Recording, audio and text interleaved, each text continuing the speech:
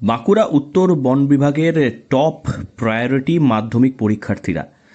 হাতির চ্যালেঞ্জ মোকাবিলায় যুদ্ধকালীন তৎপরতা বন বিভাগ এবং পুলিশের।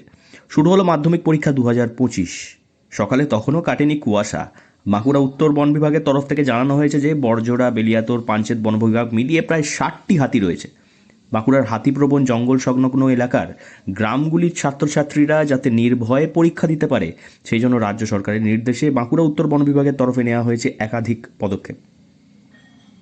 জঙ্গল পথে পরীক্ষার্থীদের হাতির হানার মুখে পড়া রুখতে পরীক্ষার্থীদের কড়া নিরাপত্তায় পৌঁছানো হচ্ছে পরীক্ষা কেন্দ্রে।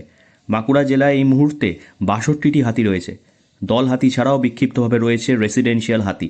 বাঁকুড়া জেলার বেশ কিছু পরীক্ষা কেন্দ্র রয়েছে যেগুলি হাতি উপদ্রুত এলাকার মধ্যে পড়ে। হাতি উপদ্রুত জঙ্গল পথে পরীক্ষার্থীদের ওই কেন্দ্রগুলিতে পৌঁছাতে হয়।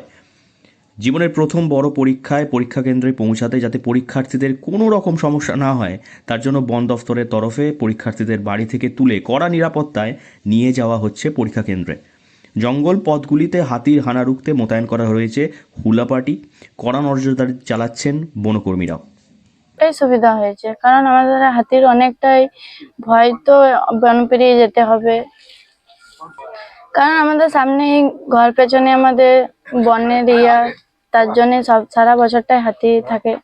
হ্যাঁ, কারো ধান খায়, কারো তো ঘর ভেঙে দেয়। বাঁকুড়া উত্তর বন বিভাগের জেলা বন আধিকারিকদের মতে, বাঁকুড়া উত্তর বন বিভাগে হাতিপ্রবণ জঙ্গল সংলগ্ন এলাকার পরীক্ষার্থীদের ভয় পাওয়ার কোনো কারণ নেই। মনোযোগ দিয়ে পরীক্ষা দিক, তাদের সুবর্ণ সুরক্ষার দায়িত্ব বন বিভাগ এবং জেলা পুলিশের। মাধ্যমিক পরীক্ষার্থী জানান, পরীক্ষার আগে হাতির প্রচণ্ড ভয় ছিল, তবে বন বিভাগের তরফ থেকে গাড়ি দিয়েছে বলেই শান্তিতে পরীক্ষা দিতে যেতে পারছে তারা।